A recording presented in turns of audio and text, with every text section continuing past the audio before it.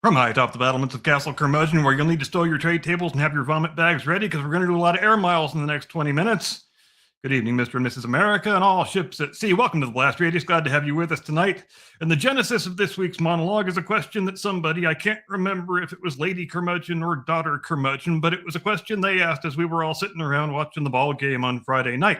And the question was, why are the Athletics called the Athletics? So I proceeded to explain that the Athletics are called the Athletics because they used to represent the Philadelphia Athletic Club. And as that turns out, I didn't have that part quite right, because back in 1901, when Connie Mack chose the name Philadelphia Athletics, he was actually paying homage to an earlier team from the 1870s that did represent the old Philadelphia Athletic Club, which no longer existed by the turn of the 20th century. So you might say it's an early example of what we today would call retro sports branding, designed to parlay public nostalgia into physical attendance. But that's not important now. The important thing is, I was then obliged to tell the story of the journey that took the Athletics from Philadelphia to Kansas City, to Oakland, and then to the homeless interlopers who currently play in a AAA ballpark in Sacramento. And consequent to that story, since the Athletics moved from KC to Oakland in 1968, was the story of Major League Baseball on the West Coast in general, whose history only began a decade earlier in 1958, when the Giants and the Dodgers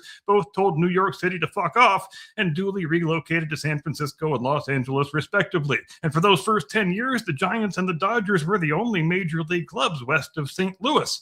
And there were no such things as an Eastern Division and a Western Division back in those days, so cross-country plane rides suddenly became a fixture of our national pastime in a way they never had been before. This arrangement persists until the aforementioned year of 1968, when the powers that be decided, here's what we're going to do. We'll add 2 expansion teams in each league. That'll bring us up to 24 teams, 12 in the National, 12 in the American. We'll split each of those into a 6-team Eastern Division and a 6-team Western Division. Out of the 69 expansion, 4 new teams are born. The Montreal Expos and our very own San Diego Padres in the National League, and in the American League, the Seattle Pilots and the Kansas City Royals. So this all worked out pretty well for Kansas City, you have to say, because the Athletics fucked off and bailed for Oakland in 68, and by the very next year, they already had a brand new replacement club. The number of teams on the West Coast has now increased from 2 up to 5, but it only remains 5 for a single year because the Seattle Pilots fucked off and bailed to Milwaukee to become the Brewers, which is one of the very few west to east franchise relocations in MLB history. So the new status quo is we've got 24 teams in total, but only 4 of them are west of the Mississippi, and we need to come up with a couple of 6-team Western divisions, which means you're going to need to make a few geographic compromises. You're going to have to stick some teams in the Western Division that are most decidedly not in the western half of the country. Now, in the National League, when you look at the map, it seems like it should be a fairly simple matter. You've got the 3 California teams, so why not take the 3 remaining westernmost teams and use them to fill out the Western Division? That means Houston, St. Louis, and Chicago. Houston, they were fine with it, and they've only existed for 4 years at this point anyway, so they don't even get to have an opinion. But the Cubs and the Cardinals, they said, nah, that doesn't work for us, brother. The Cubs and the Cardinals were mortified at the prospect that half of their divisional road games might start at 9 o'clock in the evening back at home, and they might lose TV ratings accordingly. And since those 2 clubs wielded a lot of influence with the league office, they were able to say, nope, we ain't doing it. You got to make somebody else do it. And so then was born a version of the National League West that included, for the next quarter century, the Cincinnati Reds and the Atlanta Braves. Daughter Curmudgeon was surprised to learn all of this because I think we can all agree, as interdivisional road trips go, San Diego to Atlanta is on the longer side of things. But by this time, my little content creator wheels in my brain were well and truly spinning, and I start thinking, you know what? I wonder what the 10 most brutal domestic road trips in all of world sports might be. In fact, I think there might be a monologue in there somewhere. And so here we are. But before I unleashed the Blast Radius research team to go about their work, it occurred to me that we're going to need some constraints and some guardrails on this thing, because let's face it, if we draw up this list according to sheer distance and sheer miserableness of air travel, the Russians are going to take all 10 spots. And if the Russians take all 10 spots, that means a bunch of Ukrainiac troll bots are going to parachute into the chat and start talking a bunch of shit. And nobody wants that. So the constraints are as follows. Number one, Russia is limited to just one ultimate entry representing their absolute worst trip. And spoiler alert, yes, of course, naturally, it's number one. Number two, the teams must play each other at least twice a year in normal league competition. This eliminates one-off cup matchups in remote villages and other such anomalous occurrences. Number three, standard holiday flights to tropical islands, like, for example, Paris to Reunion Island in the French Soccer League, do not count just because they cover a long distance. And number four, to reiterate, the trip must be internal domestic travel within a single nation's league system. So no international competitions whatsoever. And with that very extensive preamble having been dispensed with, we submit here for your kind consideration, Curmudgeon's Field Guide to Sadistic Domestic Sports Travel. Number 10, Major League Baseball. Seattle Mariners to Miami Marlins. The route takes you from Seattle Tacoma International Airport to Miami International Airport. The distance of 2,724 miles, 4 time zones, and a 5.5-hour flight time. Now, the absolute longest possible non-divisional road trip in Major League Baseball history is this one right here. When the Miami Marlins, or the Florida Marlins as they were then, entered the league via the 1993 expansion, MLB schedulers gleefully paired them with the Seattle Mariners for interleague play. Because Seattle is historically isolated in the Pacific Northwest, a leftover quirk from the old Pacific Coast League days, they already led the major leagues in annual travel distance by a wide margin. This cross-continental trek requires a standard 737 charter to skirt the jet stream over the Great Plains, usually burning roughly 4,000 gallons of jet fuel just to get swept in a humid midweek 3-game series. Number 9, Super Rugby, Perth to Auckland, Western Force versus Blues. The route is from Perth Airport to Auckland Airport, 3,322 miles, 4 to 5 time zones, depending on daylight savings, and a 6.5-hour flight time. Super Rugby, what is Super Rugby? Who cares? It was formed in 1996 to unite the powerhouse Southern Hemisphere nations of South Africa, New Zealand, and Australia. When the Western Force was founded in Perth in 2004, the Australian Rugby Union completely ignored the reality of the Indian Ocean's vastness. Perth is famously the most isolated continental capital city on Earth. Flying from Western Australia across the Tasman Sea to face the Blues in Auckland takes longer than it does to fly from London to New York. The flight paths cut directly across the desolate Great Australian Bight, exposing players to notorious turbulence before dumping them in a Kiwi stadium half a world away. Number 8, Canadian Premier League, Pacific FC to Halifax Wanderers. From Victoria International Airport to Halifax Stanfield Airport, 2,773 miles, 4 time zones, 11.5 hours total travel time. Founded in 2019 to foster domestic Canadian soccer talent, the Canadian Premier League immediately created lots of logistical nightmares. Based on Vancouver Island, Pacific FC has to travel to Nova Scotia to play the Halifax Wanderers. Because Canada's commercial aviation infrastructure heavily filters through hubs like Toronto Pearson and Montreal Trudeau, there are no direct commercial flights connecting these two extreme outposts. Players have to endure a multi-leg, budget-conscious transit marathon. They catch a ferry or a turboprop plane off the island, endure lengthy airport layovers, a few of them, and arrive on the Atlantic coast with severe leg cramps just in time to play a second division match in front of a few thousand shivering fans. Number 7, the NCAA. Cal or Stanford, take your pick, to Miami. In the ACC, the route, San Francisco International to Miami International, 2,580 miles, 3 time zones, 5.5-hour flight time. Now, born out of the chaotic 2024 collapse of the Pac-12 conference, university administrators prioritized media rights payouts over basic human geometry, placing, bizarrely, California schools into the Atlantic Coast Conference. The resulting aviation patterns defy all academic logic. Unlike the football teams that enjoy private luxury charters, the soccer, volleyball, and softball teams are subjected to commercial airline scheduling. Nothing says amateur student-athlete education quite like a Stanford sophomore studying organic chemistry in a middle seat over Nebraska at 2 o'clock in the morning because they had to play a Tuesday night game in Miami. They endure red-eye flights over the American heartland, landing at dawn with heavy eyelids and an exam waiting for them on Thursday morning. Number 6, Brazil, Serie A. Fortaleza to Internacional de Porto Alegre. The route from Pinto Martins International Airport to Salgado Filho International Airport, a distance of 2,010 miles, same time zone, 4.5-hour flight time. Brazil is a geographic behemoth, as you may know, that spans across the equator, creating a brutal climate gauntlet for its top-flight football league. Fortaleza sits just 3 degrees south of the equator, sweltering in tropical 90% humidity all the year round. Conversely, Sport Club Internacional plays in Porto Alegre, deep in the southern Pampas, bordering Uruguay. When Fortaleza travels south in July, players leave a tropical beach climate and land in a frosty wind-whipped rainstorm where temperatures hover near freezing. The aviation route follows the Atlantic coastline, slicing through erratic tropical storm cells, presenting an environmental and physical shock that destroys the legs of even the most well-conditioned athletes. Number 5, the Australian A-League. Perth Glory to Wellington Phoenix. You really got to work on those team names, guys. We're going from Perth Airport to Wellington International, 3,263 miles, 5 time zones, 7.5-hour flight time. Officially dubbed the Distance Derby by the A-League, this fixture represents the single longest regular domestic top-tier soccer trip on the entire planet. Because the New Zealand-based Wellington Phoenix play under the Australian football umbrella, this is, legally speaking, a standard home and away league fixture. Wellington's airport is world famous for its terrifying wind-sheared landings caused by the Cook Strait.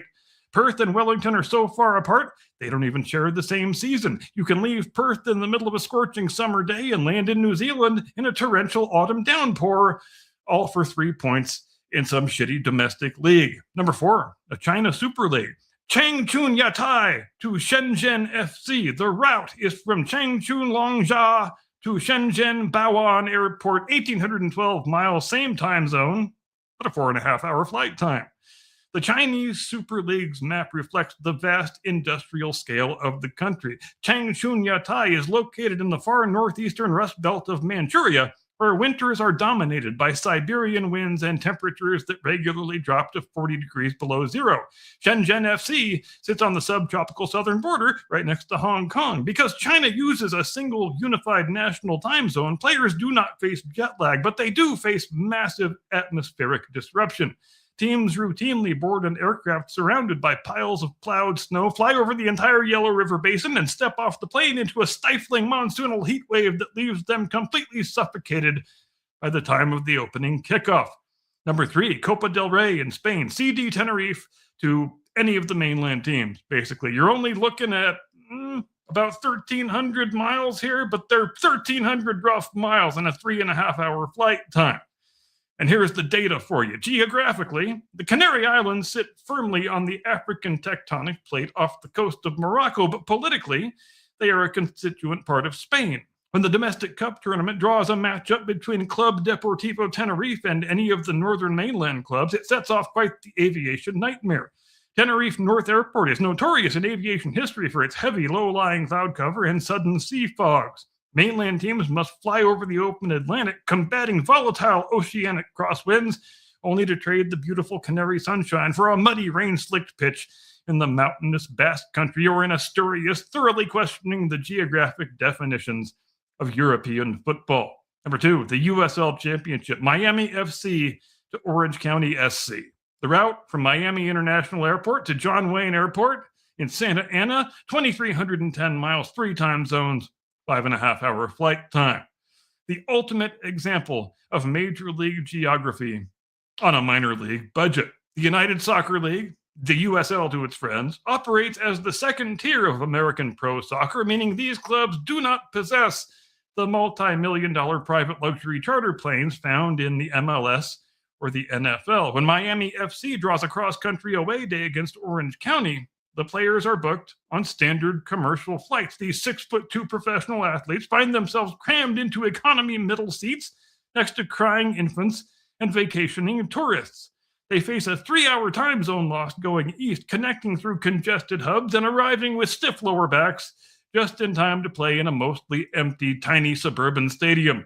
And number 1, you knew it was coming. The Russia First League, Baltika Kaliningrad to SKA Khabarovsk. The route from Khabrovo Airport to Khabarovsk-Novy Airport, 4,362 miles, if you can believe it, 8 time zones, and a 9.5-hour flight time.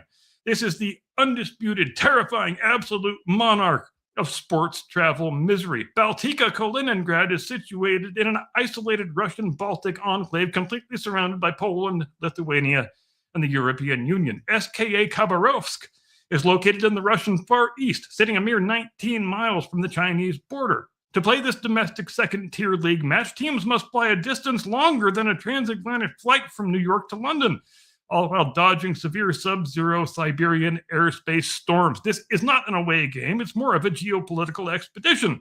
By the time the players clear 8 time zones, their internal clocks are so broken they don't know if they're eating breakfast or about to start playing the second half.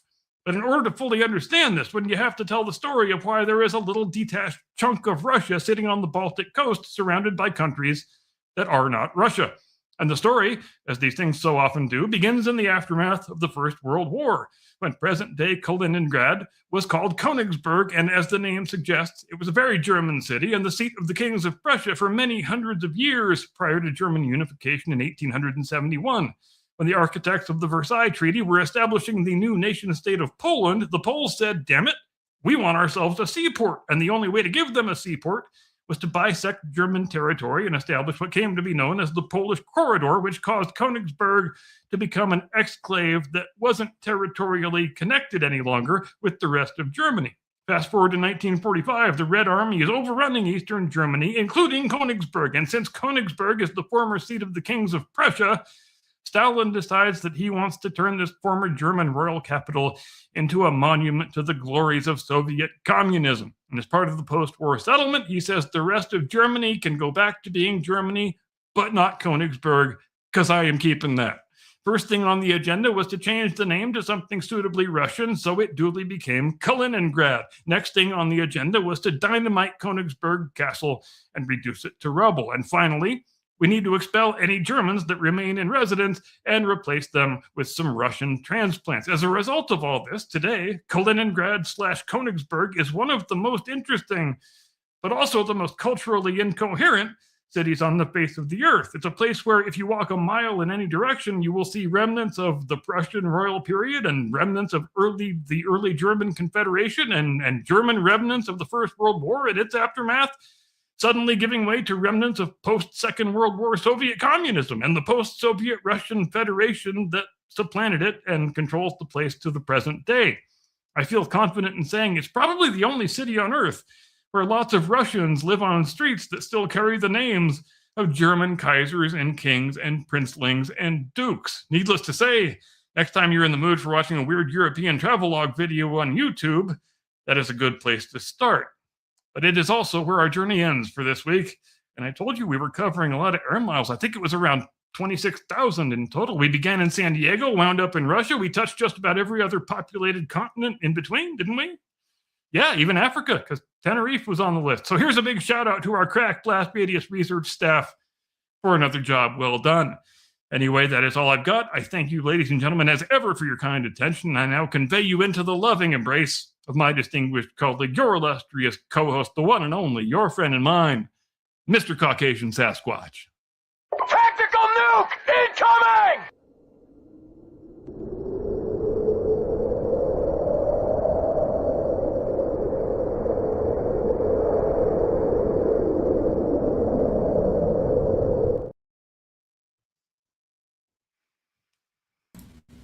Can you believe it, boys and girls? They missed again.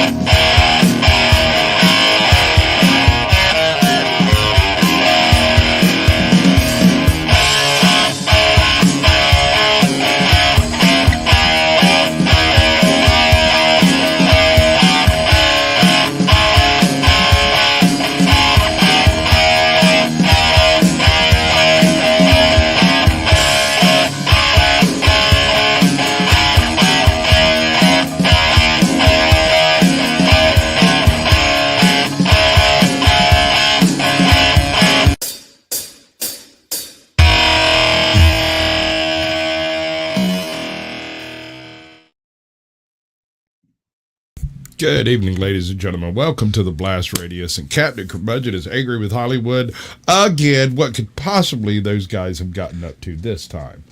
Cap, are you here to spill the beans? I give them such an irrationally hard time. I don't know how anyone tolerates it, but we have a lot of dunking to do this week. I think we have a little bit of self-congratulation. I think we're entitled to engage in for the new Star Wars movie is out. And our predictions about how it was going to fare at the box office seem to have been rather wildly vindicated.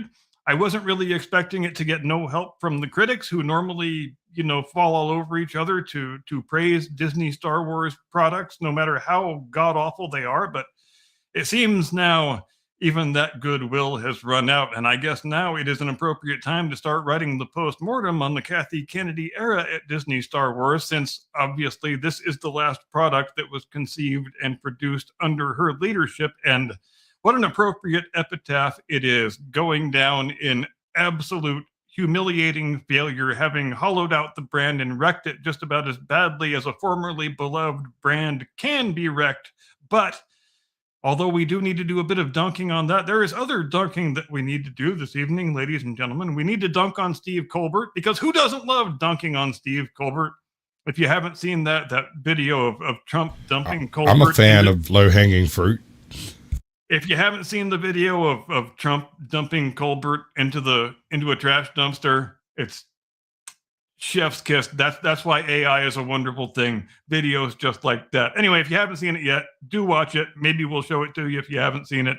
I could watch it 1,000 times myself. It's the sort of thing that really never gets old. And it's the sort of thing, when I see it, it makes me say, I really love my president sometimes. But we also, I think, need to dunk on Christopher Nolan a little bit, because as you may know, there is a bit of a kerfuffle over the latest instance of racial stunt casting in his upcoming adaptation of The Odyssey, where we have a black Helen of Troy and a girl Achilles. And what else do we have? I think there's more racial stunt casting involved, but they do these racial stunt casting things for extra attention, because why else would you do it? And they get so very offended when the attention is not the type of attention they wish to receive. And in this case, the case of The Odyssey, I think the problem stems from the fact that this isn't an actual adaptation of the works of Homer. It is an adaptation of a woke sort of retranslation of the work that was done about 10 years ago. Reimagining. It was already a woke reimagining before they got a hold of this script. So done by some purple-haired female, probably a former gender studies major. And so yeah, that's your source material. Your source material is something that is bastardized already, so why not bastardize it more, I guess. What say you?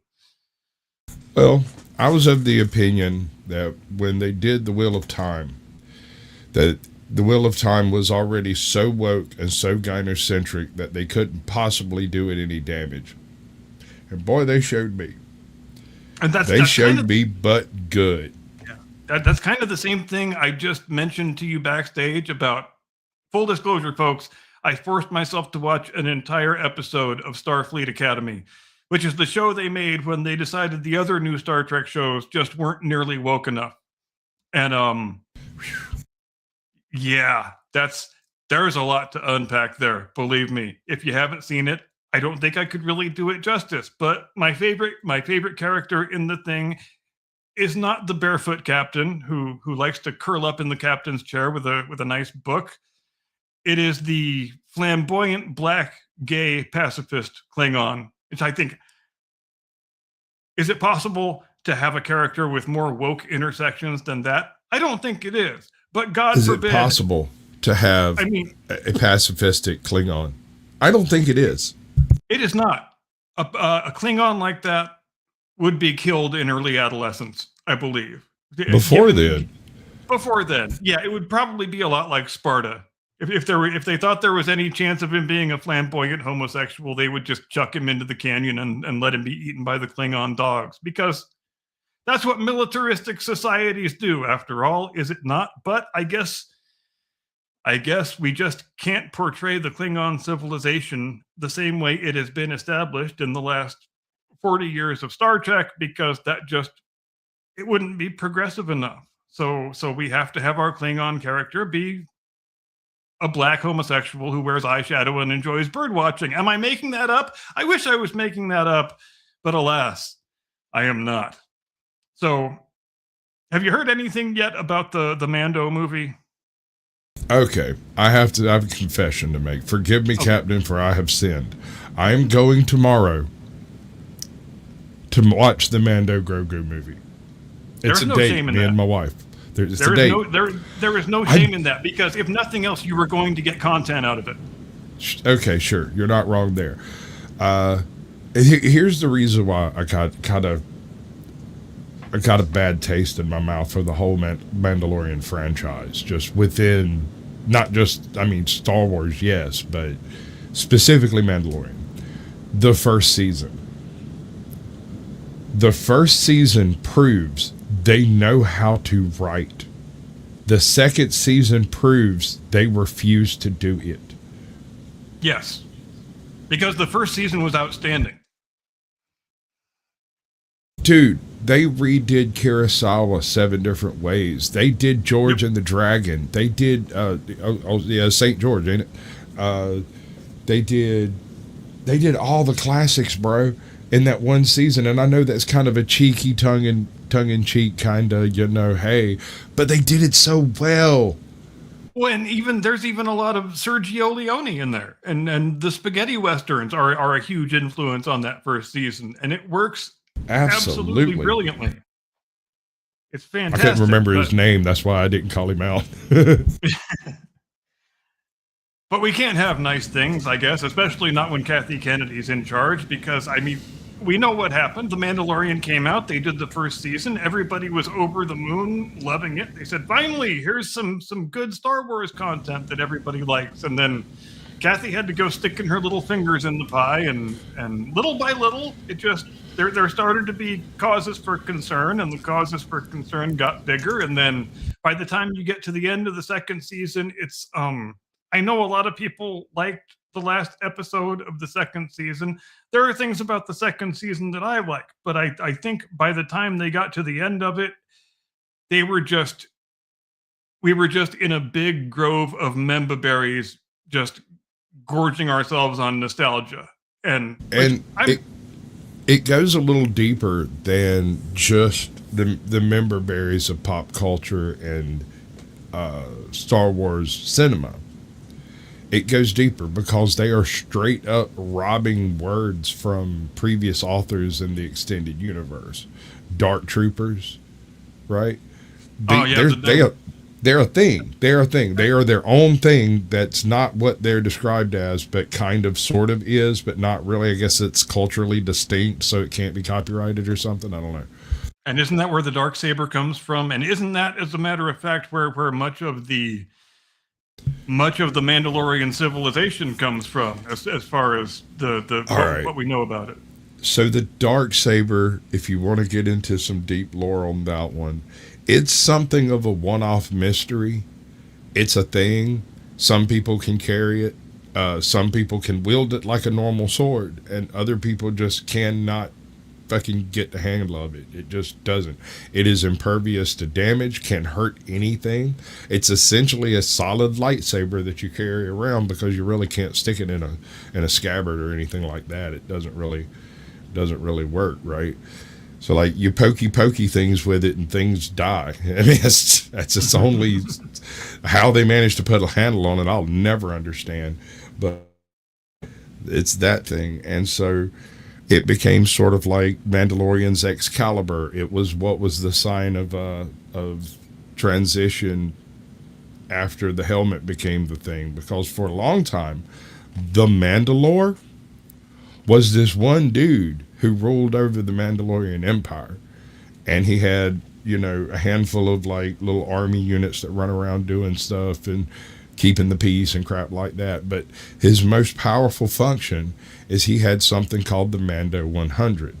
These are the 100 top tier operators in the galaxy. Every single one of these guys is equal or possibly better than Boba Fett. And here's the wild part about them. You want to talk about diversity and inclusion? Do you know how you become a Mandalorian?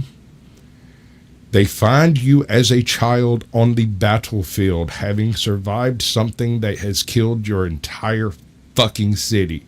And they go, hey, that kid's got the shit to be a Mandalorian. And they snatch you up and you're adopted. It don't matter if you're blind, crippled, or crazy. It don't matter what color you are. It don't matter if you got scales or whiskers. That don't matter. The fact that you have survived the haze of battle means that you have what it takes to be a Mandalorian, perhaps. And then they take you, they drag your ass home, and they stick you in one of them coverts. And you learn what it is to be a Mandalorian by getting your shit kicked in on a daily basis by guys who've been trained to do it. Yeah. And then, so we get to the end of the second season. A lot of people liked it because we had the appearance from Uncanny Valley young Luke Skywalker. And yeah. Ooh. Then we get into season 3, and if I'm being honest, I don't really remember much of anything that happened in season 3. I just remember it sucks, and Gina Carano got fired, and then that was when a pretty huge majority of the audience just checked out and didn't commit anything more about the show to their mental memory banks. So it was a strange choice when they took what was going to be the 4th season of the show and said, well, let's just make it into a movie. And it seems put a woman in it and make it gay. Put a chick in it, make it lame and gay. And I don't know if they put a woman in it. I guess you will find out tomorrow. You will have to get back to me on that one.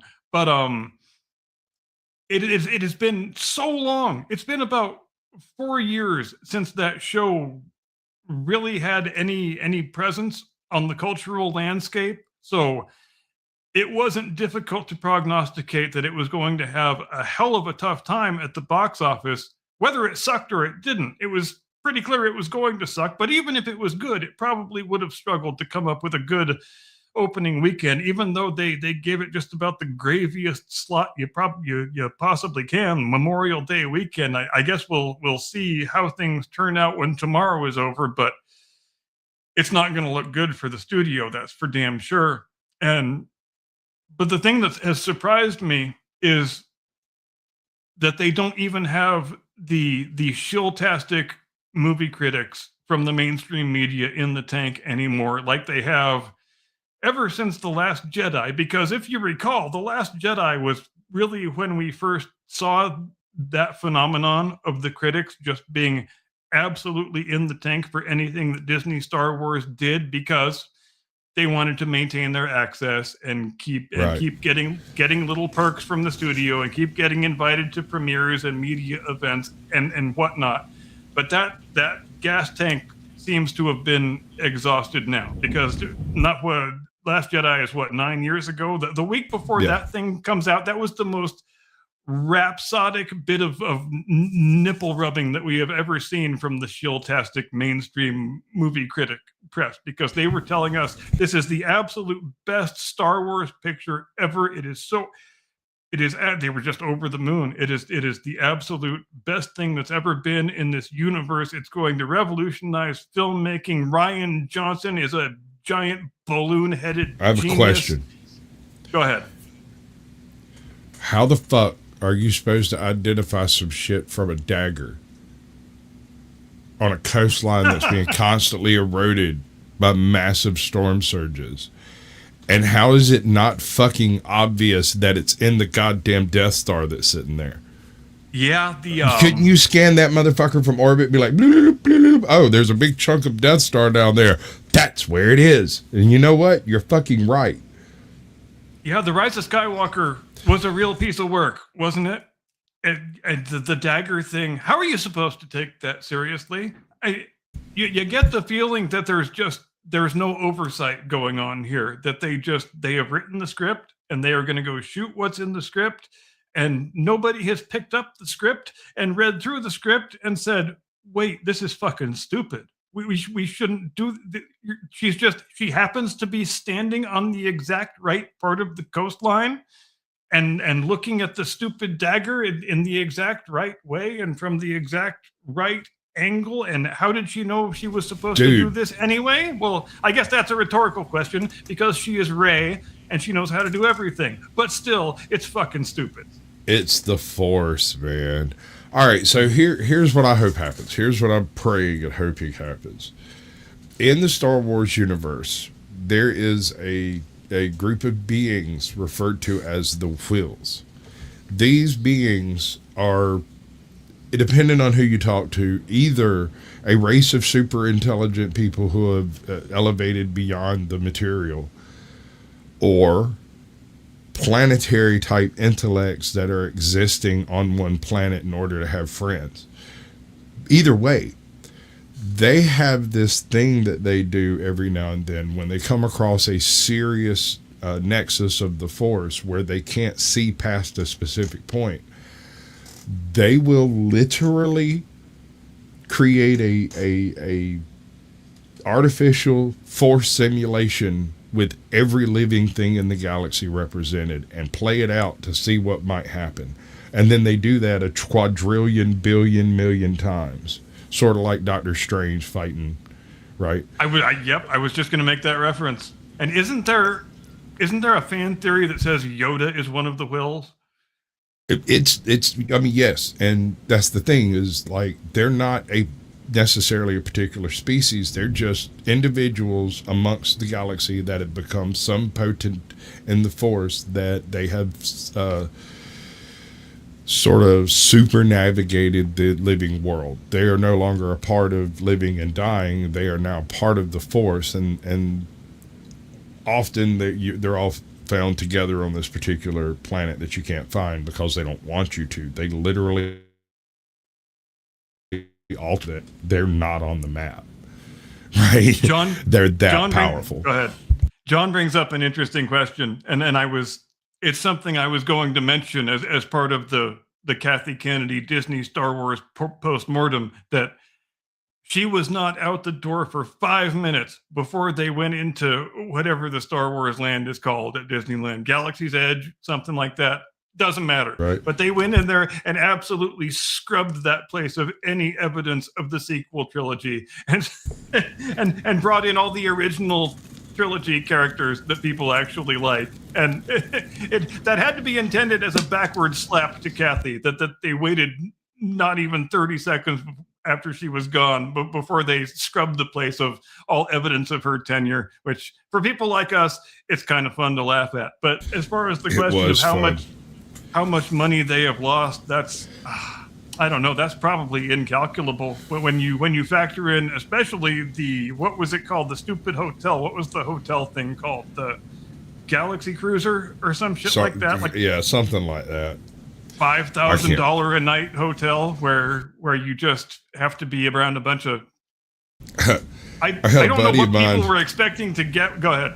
He went on one of those cruiser things where all of the rooms are like set up to be some part of a set somewhere in a ship or something like that. And he said that two things. First of all, he's a really old guy, and he was never really a Star Wars fan, and it was always the kids and grandkids that were real big into it. And he had a timeshare, so he's like, "Fuck it, we'll go." Right? You either use it or lose it, and so he went during that time period. And he said there was one thing that was really cool, because you got to remember a lot of this was through that COVID and post-COVID period. He's like, there was nobody there.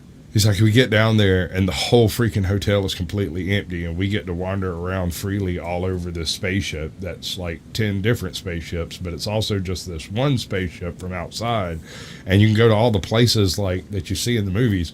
He's like, there's that one desert spot, and there's the water planet, and there's the other place with all the white guys in armor. And I was like, I hear you, bud.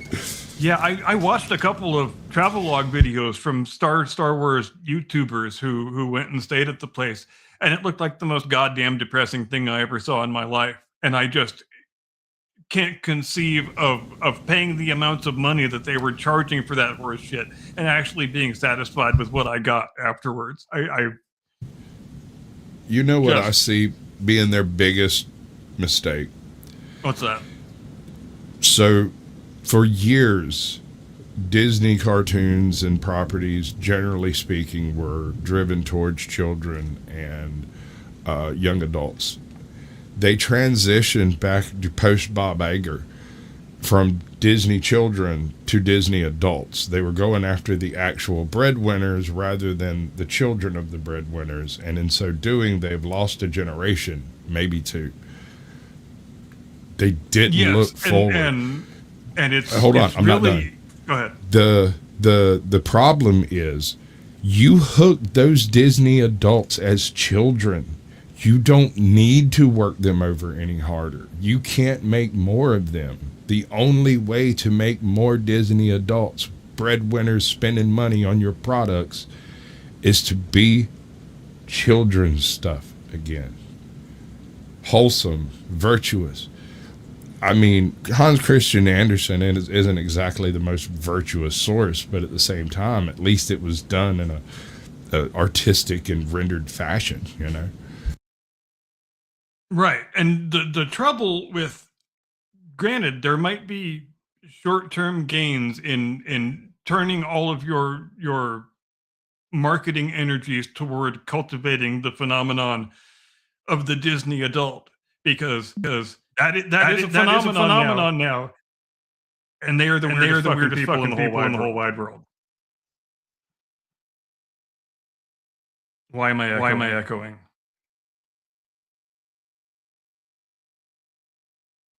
Oh, no. What's wrong? Oh, okay, fine.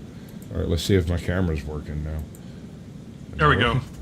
Okay, cool. All right. Well, I've got a 130-pound bull mastiff that is scared of thunder. And when it thunders, he comes and he gets under my desk. And he's bigger than the hole that's under my desk, and I've got wires in the hole under my desk, and so he was under it just now, and the thunder rolled, and he decided he wanted to go hide behind Mama and jumped up and ran. But there's not enough room for a 130-pound mastiff to stand up under the desk, so the whole thing just lifted up, dropped back down. It was like kaboom. But as I was saying, and I don't want to forget the rest of it, but the trouble with cultivating those Disney adults is that the Disney adults who are the most enthusiastic and who are spending the most money are almost exclusively childless. And that's just not going to help you transition to the next generation when the current Disney adults either stop being Disney adults, or when they die of old age or whatever.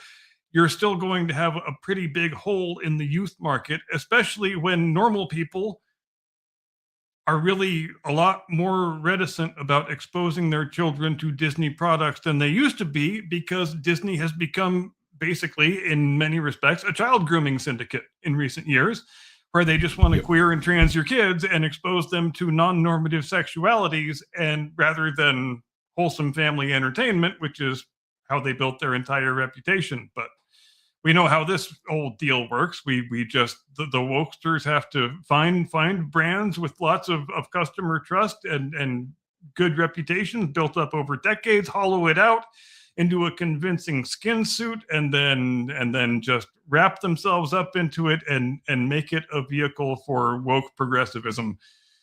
And I wonder if we will see.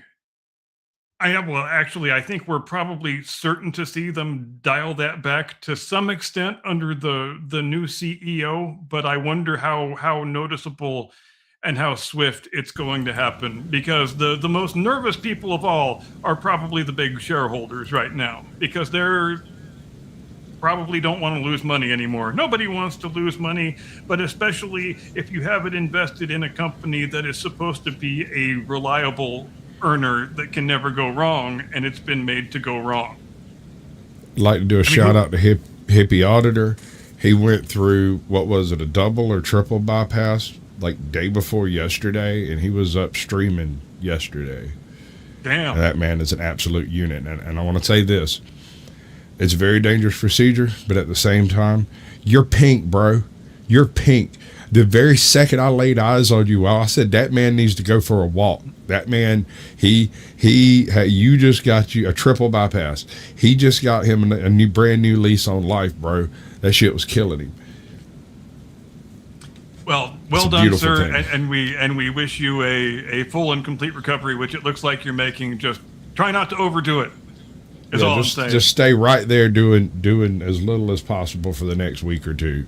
Let that shit seal up and get right. Take all your fucking meds and don't be a jerk about things. I know you got this. You good. And no reason to be a badass. Even if you are a badass, we know you're a badass. Don't need to prove it to us. Right, absolutely. But I went and got a little thing for you, bud. Oh, nice. Ha. Here it comes. Pay attention.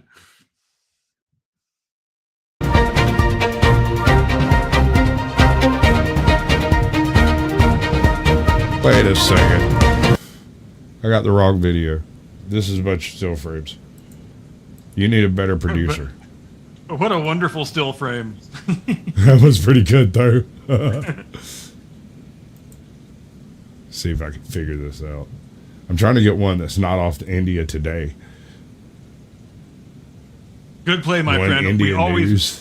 We always shout out the badass wives because they are the badass shoulders upon whom we stand, after all.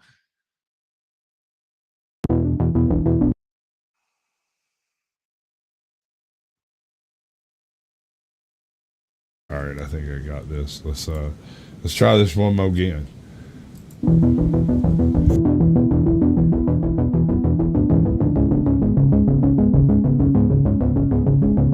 And that's about as good as it gets there, brother. We want to see the dance. We'll do the dance. Yep. I like the dance. Okay. How can you not like AI when AI can do stuff like that? I still say that the purpose of AI is to put Nicolas Cage in every role in every movie ever. Oh, shit, that reminds me. I want you to imagine the never-ending story with Nicolas Cage playing Atreyu and the Childlike Empress and Falcor and the Stone Guardian and the Nothing and the Fox Creature.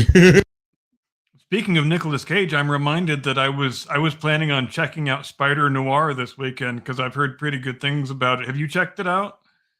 I haven't even looked cross-eyed at that one because Spider Noir as a character in the comics was always a very niche product, if you will. It's specifically set to that whole mid-20s, 30s gumshoe Sam Slade era of noir gangsterism. And it really doesn't transition out of that at all, ever well. So I just didn't expect it. If not for Nicolas Cage, I probably wouldn't give it a second thought. But because it's Nicolas Cage, that makes me want to check it out. That's the power of Cage. As weird as Nicolas Cage is and has always been, I am a huge fan of his work. Face Off, a lot of people give that movie a bunch of smoke, but I absolutely loved it. The whole concept was freaking just masterfully done. What was that other movie? Remind me again when they brought out all of the alternate versions of Spider-Man, including Spider Noir. Wasn't that in the Into the Spider-Verse movie? And that's where Nicolas Cage first played the Spider Noir character. I recall watching that and thinking they should give that fucker his own show with that character. I'm glad somebody listened. I love it when they listen to me. So since it was, go ahead. It would be cool. I mean, see, that's kind of the thing. He makes a good point. Ghost Rider. Nicolas Cage is Ghost Rider. Yes. Unfortunately, at this point, that is kind of a ship that has sailed. So as far as the Marvel Universe is concerned, Johnny Cage is Johnny Blaze is Nicolas Cage. So, and you know what's regrettable about that is I think he would have been a pretty good Ghost Rider if they had given him anything resembling a decent script to work with. Okay, yes, absolutely. The scripts were trash. They were really bad. They were terrible adaptations of lots of different shit from different comics all over the map, which is one of the reasons they didn't transition well. But I the even thought- actual fucking dialogue in those movies makes Oh, I me want know. to drag a fucking shoe sole full of tacks across my tongue until I can't taste it anymore. I even thought Peter Fonda as Mephisto was a good bit of casting. You could keep both of those casting choices and upgrade the script, and I think there might have been a pretty good movie in there somewhere. I'll tell you another good use for AI. Spawn. You can't do a Malbolgia with CGI without going deep into the uncanny valley. I mean, how do you pull off Malbolgia? Oh, speaking of AI and digital prosthetics and uncanny valleys, have you seen the Otoy Star Trek short films? The unification, the last one is called 867357 unification, something like that. It's have you seen those? Because if you have, I kind of wonder what your thoughts were. And I guess we could Star Trek or Star Wars? Star Trek. Okay, I got it. It's they pretty much digitally reanimated young Shatner and Nimoy to give Kirk and Spock the send off that they never got in the films. And We obviously can't. 8675309. yeah, there it is. I see it down there. Yeah, we'd probably I'm not going to bring that up. We'd get nuked from Yeah. outer space if we tried to play it. But This is really high quality. It's straight from their studio site. So no. yeah, and It looks good. and there is I want to say there's still just a tiny bit of uncanny valley, but the way they've gone about it is kind of interesting and unprecedented and not really full on AI in the way that we think about AI, because we think of AI generally as just, a 100% computer generated deep fake. But in this case, with these films, they had Sam Witwer playing Shatner, playing Kirk, however you want to put it, and Sam Witwer who's been in like every science fiction property of the last 20 years. And they had Lawrence Selleck, I believe, playing Spock. And I was watching some of the behind the scenes stuff, and they were saying that, really most of it we accomplished with practical prosthetics and makeup and hair and the way we would have done it traditionally. And the Kirk performance really is 90% Sam Witwer and the makeup artists and the hair guy and the wardrobe guy and what have you. And there was really just a little bit of a gap we had to get over, and that's all we. So that's look at that. very good. That is Lawrence Selleck, not Leonard Nimoy. That is very good. The ears are a bit weird, but Yeah, there I is got still, no hate for that. I have no hate for it either. And I feel like when you do it correctly, like the way these guys did it, because they kept the computer generated imagery down to as little as they possibly could.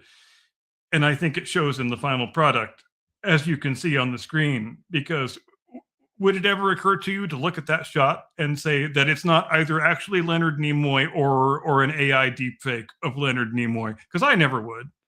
And the fact that they accomplished it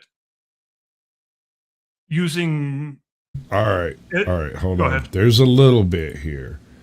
Right around the mouth area, it's a little too smooth for reality. I know you probably can't see it on your phones at home, but it's not bad though. They even included some of the neck wrinkles in the neck, right? Like it's good stuff. And it's the same with the Kirk portrayal. There are certain moments where you can still feel a hint of an uncanny valley, but there are other moments where it's absolutely dead on perfect, and it's freaking amazing to witness what they've achieved. And it's even better since it's all fully authorized, by the Roddenberry estate and the Paramount people and all the people whose authorizations you need to get. So it's not like it's a it's a pirate fan production thing. And man, when you read the comments on those videos, it's like it changed people's lives. People just, oh, tears streaming down my face. I can't believe how affected I was by this. I have watched Star Trek YouTubers watch this thing and just turn into blubbering little children. It meant that much to them. And it didn't mean quite that much to me. I did find it impressive, though. I think it was a good and worthwhile idea, trying to give Kirk and Spock, those two characters, the send-off that they probably should have had in the movies and regrettably never received. And they, obviously, as you were just showing, they portray each of them. And that's one of the parts where I can't quite put my finger on it, but little tiny uncanny valley still, it's like 95% of the way there. But some of the other shots, they don't feel that way. It would never occur to me that it wasn't actually 50-year-old William Shatner or whatever age he was when he did Generations. He always seems to be older than he looks, even now at age 95. That man's been to space. Oh. Yeah, I watched Star Trek 6 today. I haven't watched that in a while. God, which one's that? One. Hold on. And you know what makes that my favorite Star Trek movie is goddamn Christopher Plummer as a Klingon doing Shakespeare. Oh yes. Oh my God. That's God. No, that's not right. This is exceptionally good, brother. Like, I know. This is really, really good.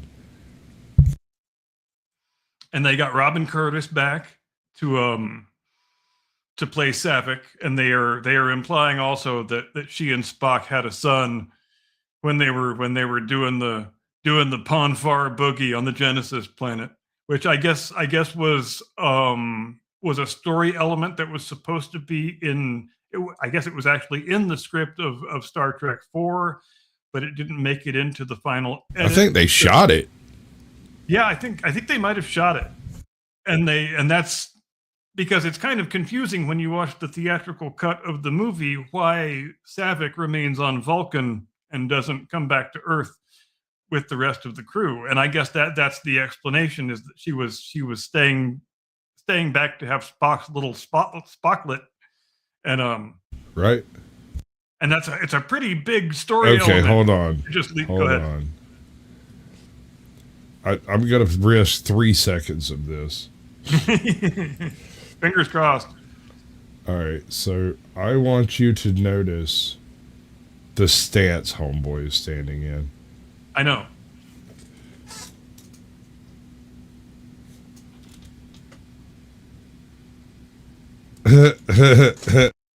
That's that uncanny valley shit I'm talking about. It's not much. Yeah. There's not much in there, but when you see it, it's glaring. But the physical performance, I think you can tell he put a lot of time and effort into getting Shatner's mannerisms and gait as exactly right as he possibly could. And he had to do it in several different periods, because there's that one sequence in the tunnel, or whatever you want to, where there's 3 versions of Kirk. There's the original series Kirk, and then the Star Trek 2 Kirk, and finally the Star Trek Generations version of Kirk, who has just died, and that's the main version that we follow through that version of Kirk, who is the one that we mainly follow through the proceedings. And like that shot right there, no uncanny valley for me. I think that's why I chose it. It's excellent. Yeah, he's aged. There's the little shallow spots under the eyes. There's all the little mouth wrinkles. All of the forehead's a little too smooth, but at the same time, I don't get the impression that Kirk worries about a lot. So yeah, and he just makes a decision and ships fall where they may, man. Oh, people wanting to talk about the Odyssey, but before we go. Transition. Before we close out talking about this, or the hell with it, we can talk about it later. Let's get straight to the Odyssey. Do we approve of a Black Helen of Troy and a girl Achilles? Discuss. Okay. No. Just, I don't. All right. So the Helen of Troy bit.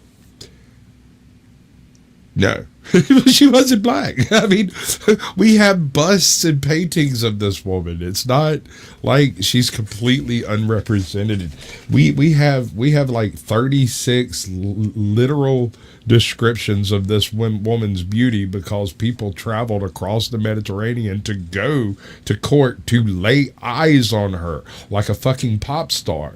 Like every time she held court, it was to a sold out audience that didn't buy tickets. Yeah. And the first question we have to ask always in cases of racial stunt casting, and we've had this conversation before about House of the Dragon when they race swapped the entire Velaryon family into being black, that does this race swap serve the narrative in an interesting way, or is it just racial stunt casting? And it is in this case, it is simply Yeah. racial stunt casting. And in the case of House of the Dragon, even though I still don't approve of it and still don't think it should be done, there is a certain aspect where it serves the narrative in a potentially interesting way, as we've talked about before, because it makes it all the more obvious to any external observers that Rhaenyra's kids really are bastards, because they should be half black and they are quarter black, and they very much are not. So you could. I didn't even think about it that way. You're right. Yeah.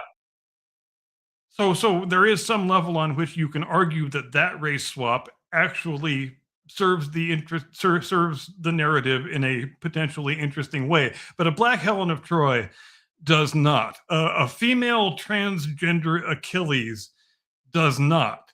How am I supposed to take any film seriously where Elliot Page plays Achilles? I'm sorry, I can't do that. I just cannot do that. And the other problem you run into when you start playing the racial stunt casting game is you can never get intersectional enough to fully satisfy the woke rage mob that you were trying to appease in the first place with the racial stunt casting. Because you know why? A story comes out today from some Greek advocacy group that says, well, you tried to make this movie so diverse and so inclusive, but it's got no Greek people in it, and you're adapting a work of Greek mythology. So what the hell is actually happening here? And I think it's a fair question to ask. You know, you are adapting history's most famous work of Greek mythology, and it never even occurred to you to put any Greek people in it. You were so busy putting black Africans and transgenders in it that you didn't even think, maybe I'll throw in a token Greek. How do you do that, Christopher Nolan? I thought you were one of the good ones, Christopher Nolan, and now you're just doing the same shit that everybody else does. You're too good for that, Christopher Nolan. What are we doing here, man? You were supposed to bring balance to the Force, not leave it in darkness. I got something for you here, bro. Okay. Just for us. Offers his respect, ma'am. All he asks is that Sparta kneels a simple bow and your people will be spared. Don't call me ma'am. My apologies, miss. Xerxes is generous. He only wants your loyalty. Surely even a delicate thing like yourself can understand that.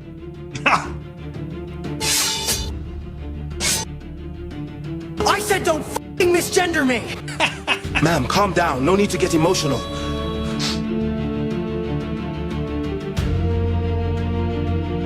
It is so!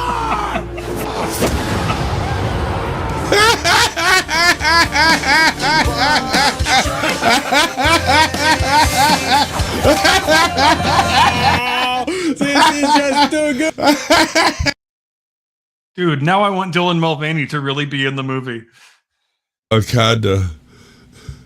Okay. They can drink some Bud Lights on the boat.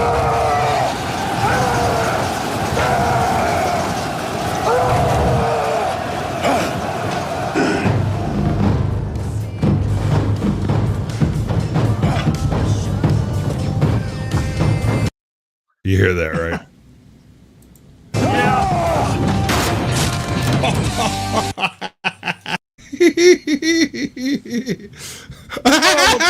What's this? Oh, God.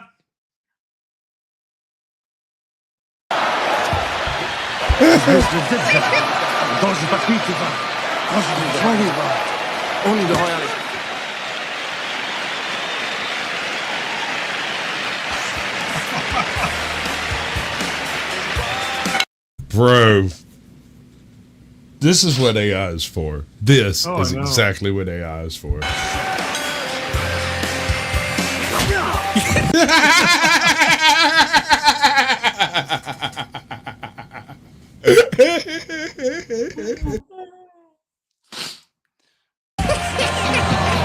Guys, look.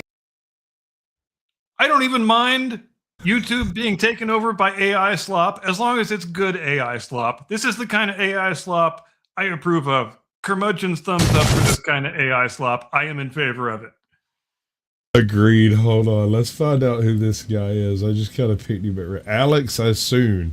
I assume he's going to copyright the shit out of us. So here we go. Yeah, probably. They usually do. Whatever it is, he deserves it. Fuck it. This is pretty good. Oh, I know.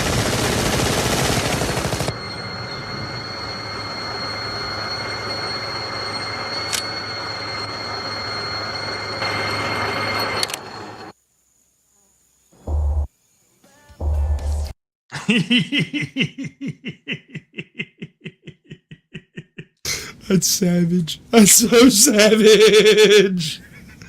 Oh, Tropic Thunder. Good call. Oh, Oh dude. my god. Oh, Tut, dude. tut. Do that thing immediately. I'll be waiting for the email. I've got it open right over here. Like that thing that you just said. Do something. Oh, I man. don't care what it is. What scene should it be though? And who would you cast? No, I'm talking about putting Elliot Page in a scene from Tropic Thunder as Simple Jack, maybe. Do you put her in blackface and have her play the Downey role?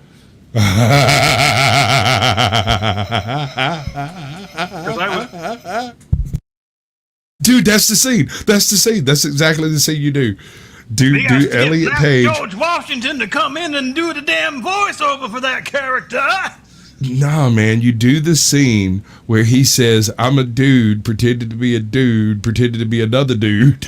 That's the scene. Oh, I know. You could Elliot Page doing that. you could make that line go on forever. Only if you can get her to say, I'm pretending to be a dude, pretending to be another dude. I'm a chick pretending to be a dude, pretending to be another dude. But you got to say it black. Ain't gonna mean nothing unless you say it black. What do you mean, you people? Who is you calling you people? I cannot believe this casting. This is going. Oh my god.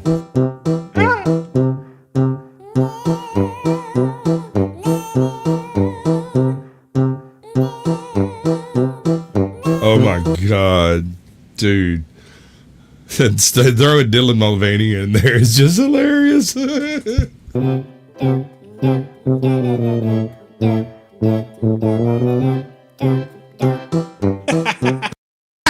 All right. I got a full list of Kirk Lazarus quotes here. I know who I am. I'm the dude playing the dude, disguised as another dude. And then there's So the in this famous, case, the quote would I know who actually I be, am. I'm a chick, playing a Yeah. dude, disguised as another dude. Everybody knows you never go full retard. There's Dustin a- Hoffman, Ray Mint, look retarded, act retarded, not retarded. You went full retard, man. You go full retard.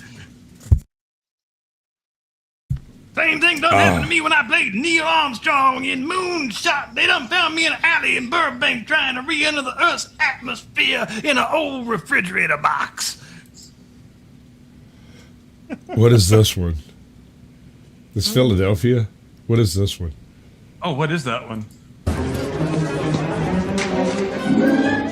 Oh, it's Spider-Man. Oh, nice.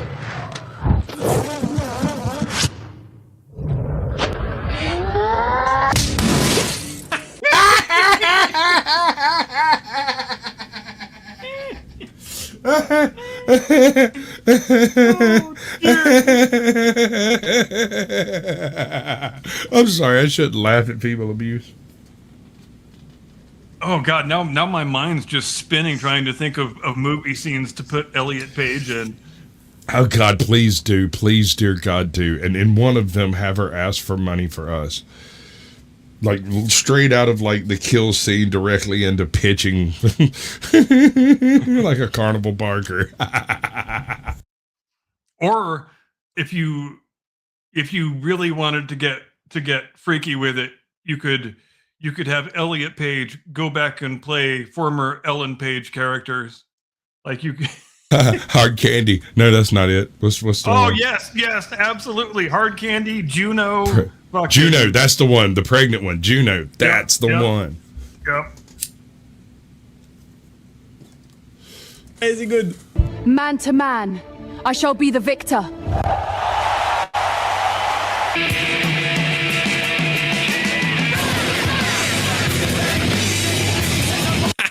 Ellen Page, peak masculinity, right? Also, Super. What's that? We need to redo Super, especially the rape scene, the scene where she rapes Rainn Wilson, because that. Now that she says she's a dude and always has been a dude, that scene becomes pretty goddamn problematic, if you ask me, because I don't think that rape scene really works unless one of the parties has a vagina, is all I'm saying. But they've gone back and redone the credits on all of her former movies to say that she was really a dude at the time. So there's all kinds of uncomfortable situations that get created by that, because I'm sorry, you weren't a dude. Dude, I got it. I got the most ultimate AI scene ever. Lay it on. I want someone out there to put Elliot Page in the Juno role, arguing with Arnold Schwarzenegger in his junior role. Yes. I'm not sure which two scenes you'd clip together to make that work, but it has to fucking exist. There's no universe in which that is not a beautiful scene. God, we could make an entire industry out of this. I mean, I'm not busy Tuesday. If you want to get together and throw down some groundwork on this shit, like, I can throw ideas. I throw spaghetti at the wall all day, bro.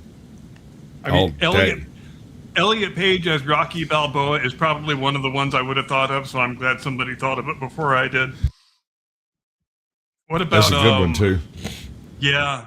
What about...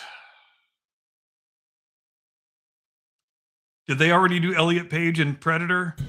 I kind of want to hear her trying to do the Adrian yell. Adrian! Adrian! I did it!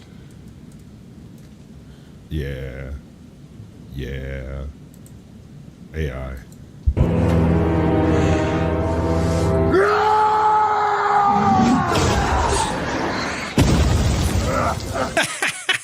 Good one. Come on. It's not budging. Why won't you open? It's the Andrew Wilson clip. Just open. Come on. How about Elliot Page? Oh my God. Oh, Elliot Page is Lawrence of Arabia. No, there are a few good lines in that one. But dear God, I wouldn't want to besmirch the performance delivered by what's his fuck? Peter It O'Toole. was great. Peter O'Toole, thank you. I drew a total blank at the end of that sentence. Oh, I got a better one. Elliot Page is Dirty Harry. Magnum Force. Ever pull the trigger, go flying off into the fucking distance, and the bullet stays there and she flies away. I want to hear her do every single famous Dirty Harry line there ever was. Do you feel lucky, punk? Well, do you? This is ridiculous. Just open, you stubborn thing. I can't.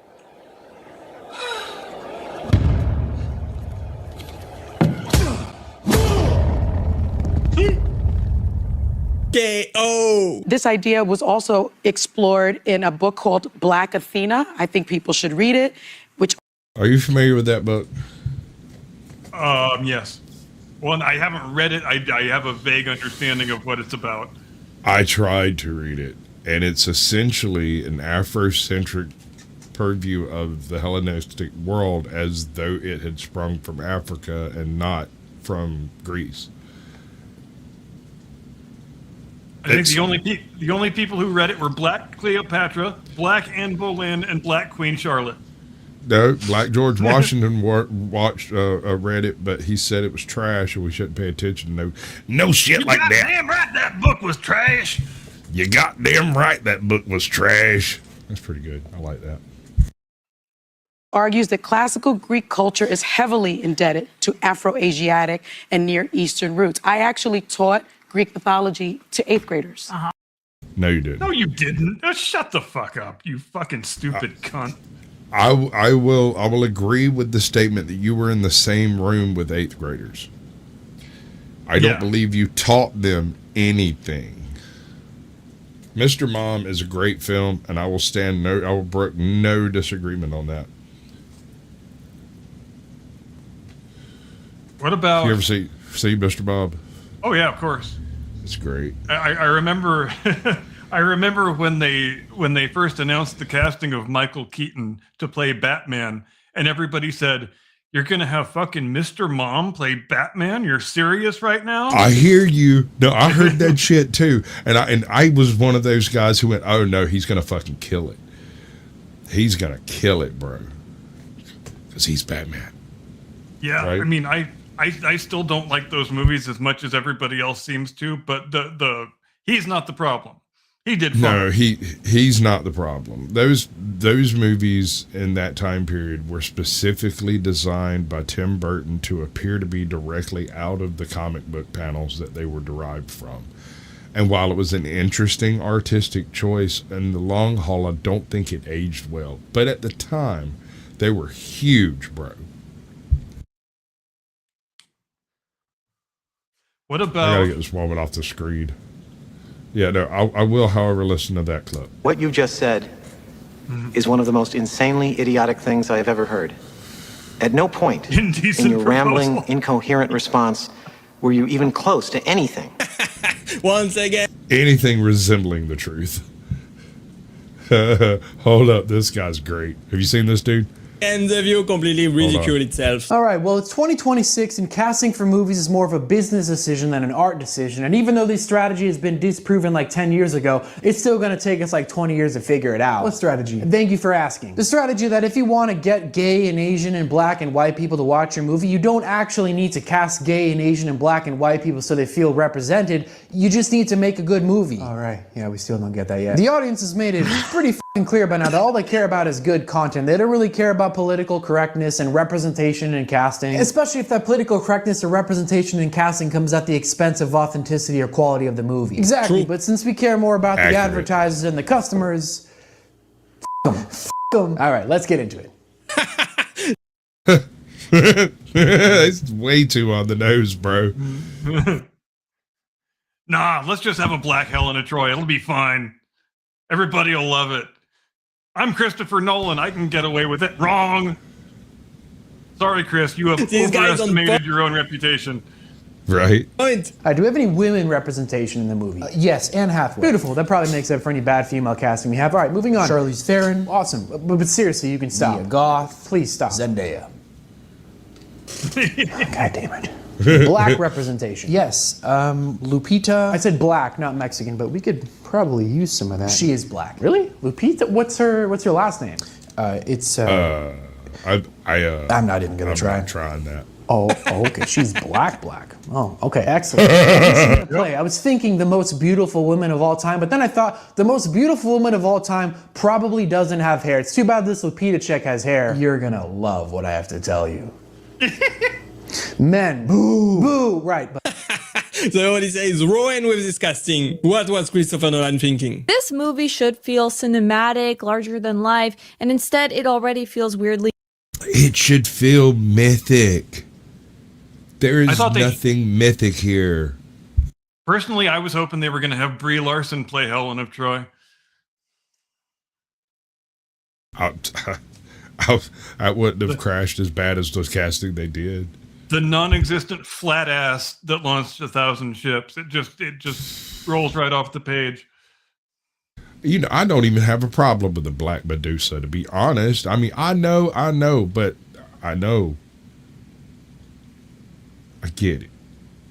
Modernized, emotionally flat. We have the expected DEI, race swaps. This is the stupidest, most asinine I've ever seen. And I was born in Greece. But if we're going to rewrite history into this debacle, then certainly this should be allowed.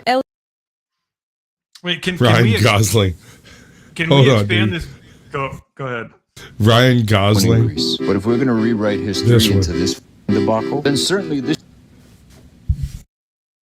Ryan Gosling as Barack Obama. Yes.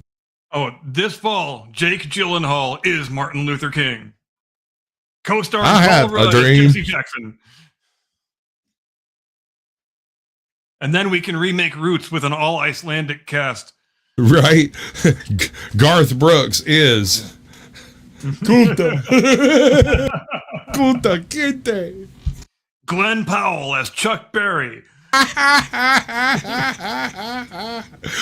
And this week, Louis Armstrong is played by Elliot Page. Yes.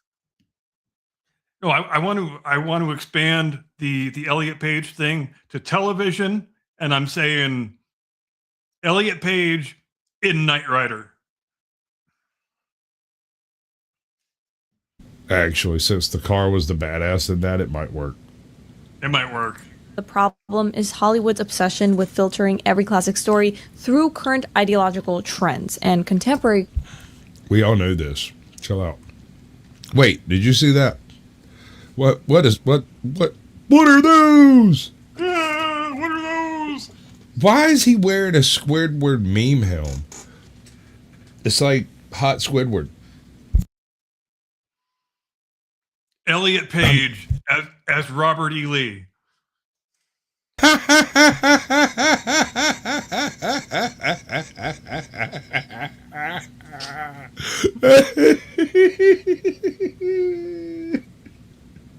that Miss Rachel? Rushback. Pushback. She's a fucking crazy bitch. Yeah, She looks like Miss Rachel. I'm totally skipping it. She's bird-handing at me. Oh, I like her. You know her? What's her name? Amila? They say in Hollywood, you either die a hero or live long enough to see yourself become a race swapper. Race swapper. Man, I'm looking. Nice. Accurate. What an excellent casting choice. I wonder who came up with that. I'm utterly amazed. It's definitely going to get an Oscar this year.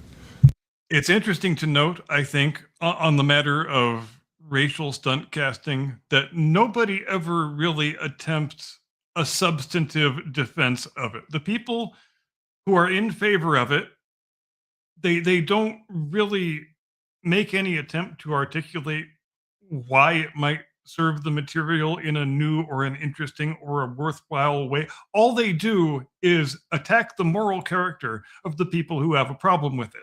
And I think that says a lot. When it is all about the ad hominem and all about attacking people for having a viewpoint that is pretty commonplace and pretty reasonable, but if that viewpoint is wrong, if it's wrong to say that racial stunt casting is stupid and not worthwhile and pointless and just meant to inflame the loins of dumb wokesters, then there should be a counterpoint to that argument. But we never hear any sort of counterpoint. We just hear personal attacks. You're an istophobe. You're this kind of a bigot. You're that kind of a bigot. Well, if you've got a problem with a black Helen of Troy, then you must be racist. That's the only angle you ever get out of people who are in favor of this madness. And I'll grant you, it's less offensive doing this with a fictional character, even though we're talking about archetypes of Greekness and Greek civilization and Greek culture. It is still less offensive than swapping out actual historical figures like Cleopatra, like Anne Boleyn, like Queen Charlotte. we've been all through the list before. The BBC used to make really good historical period dramas. They are incapable of making one now where they don't race swap some actual historical figure from British history into a black chick. And it's always a black chick. It's never a black dude. They don't race swap black dudes, which I think is a fascinating part of the phenomenon. Don't you think? So this is okay. This is an interesting intersectional gender swapping thing. This is not just gender, not just race, but this is culture swapping is what it comes down to. They are literally doing what they say they hate. They are colonizing Greek culture with their own ideals. Yeah, it's colonialism and cultural appropriation. You are correct. It is the very self-same things they claim to be opposed to above all other things, which I guess the snake always consumes its own tail in the end, doesn't it? Yeah, the left eats Selling novel themselves. by Homer. No, I mean nothing looks like classic Greece. And the trailers, the armor looks. Cylons. Why do they fucking look like Cylons? Elliot Page is Commander William Adama. Da da da. Jesus. I can't look at any more of that. It makes my heart hurt. Elliot Page is Han Solo. You know what it's going to do, though? I guarantee you. People are going to watch part of this fucking movie and turn it off and go watch Troy. They probably will. That's what's going to happen. And after they watch Troy, they'll watch the first Gladiator and hate the second one. Have you seen the second Gladiator? I tried to watch it and couldn't make it. I think I probably got through the first act, maybe. I just couldn't stand it. Rome is basically depicted as Hollywood, which I thought was very interesting choice. I thought that was a very interesting choice because that's basically showing that they understand what they're doing, and they're not hiding. And once again, it is Hollywood trying to colonize ancient history and trying to culturally appropriate. It's the full retcon. It is, yeah, yep. And they think they are doing something that is morally praiseworthy, which is probably the most bizarre thing of all. Right. Oh because how God, does help me understand how this makes the world a better place is all I'm wondering. And I think we're perfectly entitled to wonder that and get an explanation for it without being shouted down as bigots and istophobes. Because if that's your only defense, I'm sorry, you don't have a very good argument. There's no argument there at all. The only reason they made this movie was for the rage bait value of it. It will get a lot of clicks, and it will get a lot of memes, and it will get a lot of hate, and that can translate into profit if you can drive it hard enough. I mean, look at the Sydney Sweeney ad, the most hated ad in American history, sold more jeans than Levi's. Yeah. And could you even conceive of like only 12 or 15 years ago that people would actually look at that little jeans commercial and say it was Nazi propaganda? You couldn't have even made that up. But now it's the way half of the world is just conditioned to react to things. And that's madness. Just ask Drew Barrymore. Is it time to do the thing already? Gosh, we were having so much fun making every movie star Elliot Page. I kind of want to play this game all week, if I'm being honest. But since we have to go, since it's the end of the show, I will instead say, ladies and gentlemen, thank you ever so much for joining us here on the Blast Radius tonight. We sure had an excellent time. I hope you had an outstanding time too.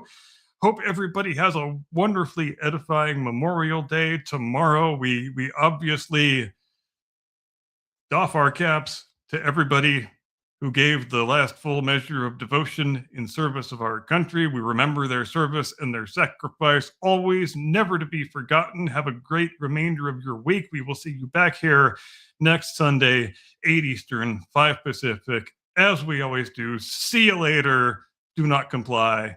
Get off my lawn.